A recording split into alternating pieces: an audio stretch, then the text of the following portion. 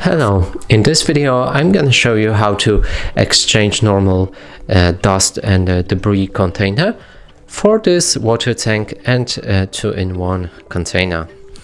So in order to do this, we'll need to actually take out the dust container and simply put your finger in this gap right here and pull it downwards. Now grab it and pull it towards you, and the dust and debris container will be out.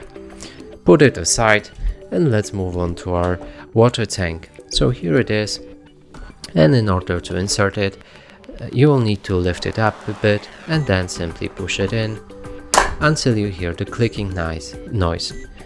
And that's it for this video. Hope you like it. Please consider subscribing to our channel, leave a like and a comment below.